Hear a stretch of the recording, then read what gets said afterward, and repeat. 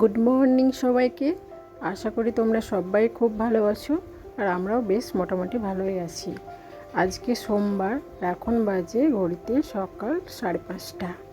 তো এখন থেকে আজকের ব্লগটা আমি স্টার্ট করলাম। সারা রাত ধরে ঝড় বৃষ্টি হয়েছে, তো ঘুম থেকে উঠে দেখছি এখনও বৃষ্টি হচ্ছে। আজকে মনে হয় সারাদিনটা এরকম ঝড় বৃষ্টিতেই কাটবে। আর দেখো কত হাওয়া দিচ্ছে, দেখো বাইরে। আর এখন খুব বেশি বৃষ্টি হচ্ছে না, হালকা হালকা হয়ে বৃষ্টি হচ্ছে, হাওয়া দিচ্ছে খুব।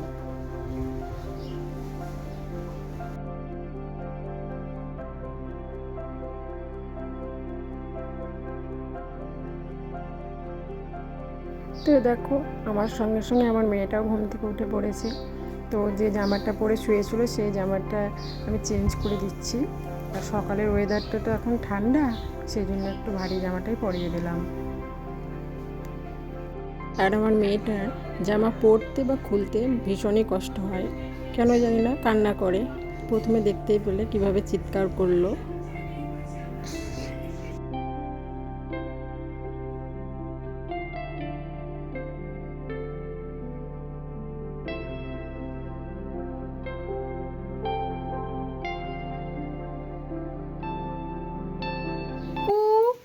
কুকুর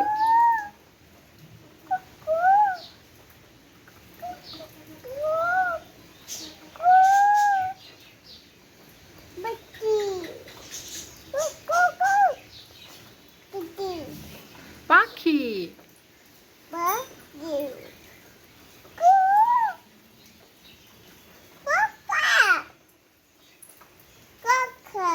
কাকু। হ্যাঁ তো, কোথায় কাকা? কাকা টাটা গেছে। পাপা, পাপা তো শুয়ে আছে। পাপা, হ্যাঁ। দিদি, দিদি বলো, দিদি। হ্যাঁ। দাদা। ও রে, দাদা। হ্যাঁ। এবার বলো মা। হ্যাঁ, বলো বমা। বমা। দাদু।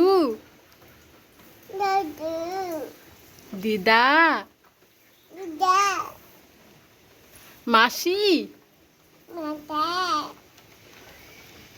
তোমার নাম কি?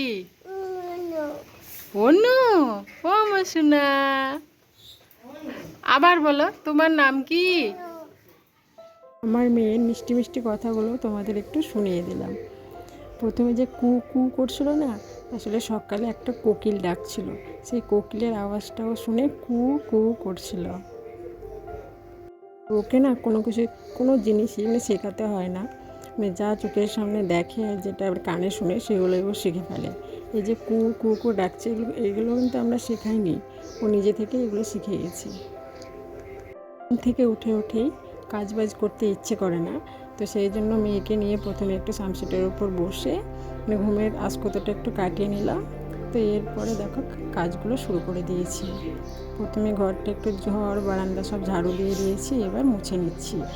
আর আমার বারান্দাটা অনেকটা বড়, সেই জন্য হাত দিয়ে মুছতে পারি না, শরীরটা ব্যথা হয়ে যায়, সেই জন্য এই লাঠি দিয়েই আমি বারান্দা সব মুছে ফেলি।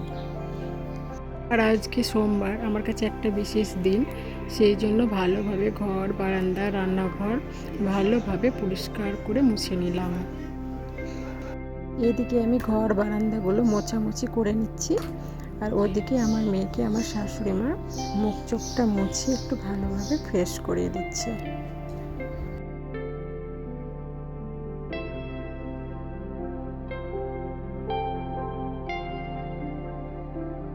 এখন আমার সব বারান্দা মোছামুছি কমপ্লিট হয়ে গেছে।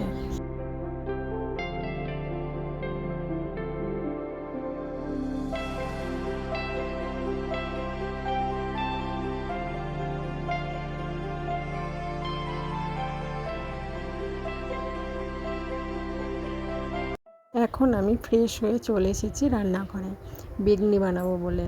আর আজকে তো আমাদের নিরামিষ, তো সেই জন্য জলখাবারে সবাই মুড়ি খাবে, তো সেই জন্য আজকে বেগনি বানাবো। আর বেগনি বানাচ্ছি কেন বলো তো, যে আজকে বাইরে ওয়েদারটা তো তোমরা দেখতেই পেলে, বৃষ্টি হচ্ছে, ওয়েদারটা ঠান্ডা আছে। আর এই বৃষ্টি হয়ে যাওয়ার দিনে দেখবে বারান্দায় বসে বেগনি মুড়ি আর চা, তার টেস্টটাই কিন্তু অন্যরকম লাগে।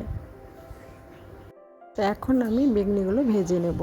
তো প্রথমে একটা জায়গার মধ্যে আমি বেসন নিয়েছি, আর নিয়েছি জিরে গুঁড়ো, লঙ্কার গুঁড়ো, স্বাদ মতো লবণ, হলুদ, আর নিয়েছি কালো জিরে, আর একটু হালকা জল দিয়ে, হালকা না বেশ খানিকটাই জল লেগেছে, জলটা দিয়ে ভালোভাবে এটা ফেটে নিলাম।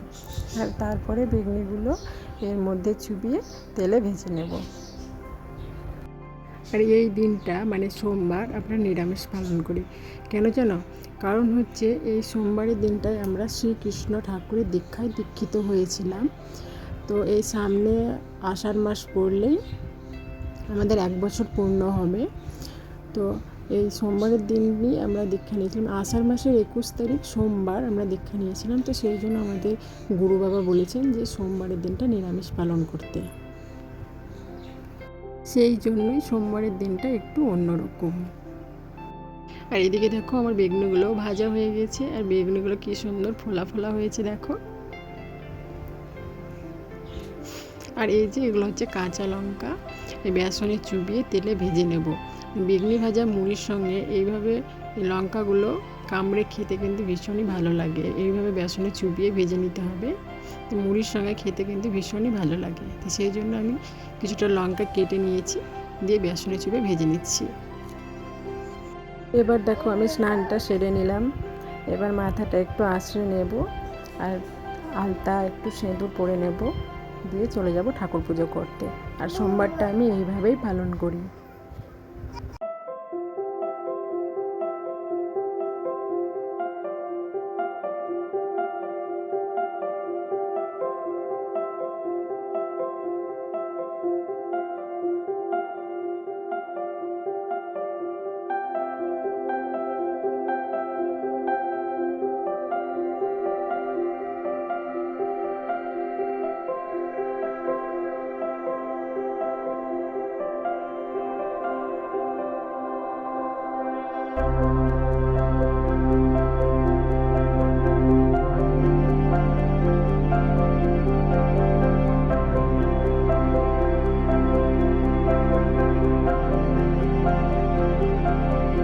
তো এবার আমি তুলসী মন্দিরটা ভালোভাবে ধুয়ে নেব।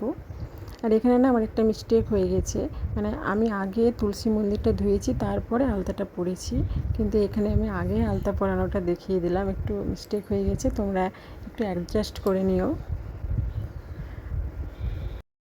তো তুলসী মন্দিরটা আমি ভালোভাবে ধুয়ে নিলাম। এবার ঠাকুরের বাসনগুলো সেগুলো ভালোভাবে মেজে নেব, দিয়ে ঠাকুর পুজোতে বসবো।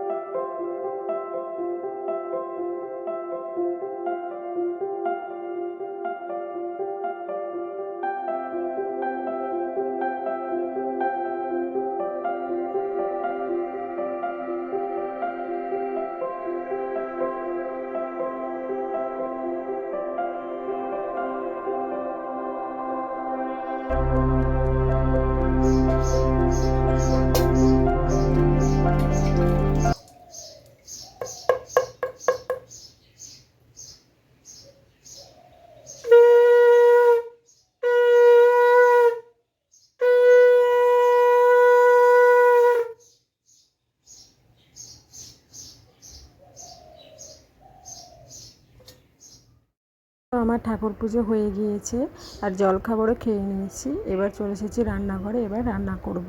আর আজকে বানাবো খিচুড়ি। খিচুড়ি তার সঙ্গে একটা পাঁচ তরকারি হবে, সব সবজি দিয়ে, সয়াবিন দিয়ে, আর হবে আলু ভাজা, আর হবে আমের চাটনি। তা আর অন্য সোমবার কিন্তু আমরা নিরামিষ ভাত রান্না করি, যে আলু পোস্ত, ডাল, কিছু ভাজা এসব রান্না করি, কিন্তু আজকে খিচুড়ি বানাবো। তার কারণ আজকে ওয়েদারটা ঠান্ডা, বৃষ্টি পড়ছে বাইরে, আর বৃষ্টি ভেজা দিনে খিচুড়ি খেতে কিন্তু খুবই ভালো লাগে। তো সেই জন্য খিচুড়ি বানাবো আজকে।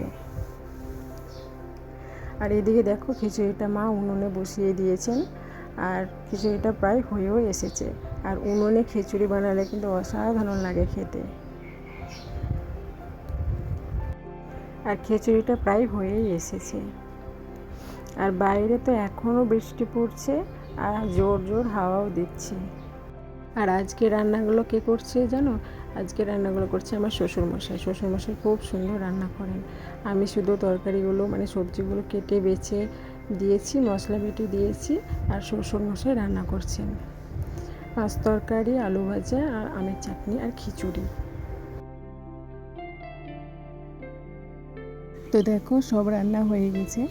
এটা আমার বরের জন্য থালাটা রেডি করেছিলাম, তো সেটা তোমাদের দেখিয়ে দিলাম। আর দেখতে যতটা সুন্দর হয়েছিল, খেতেও কিন্তু অতটাই সুন্দর, দারুণ হয়েছিল আজকের খিচুড়িটা।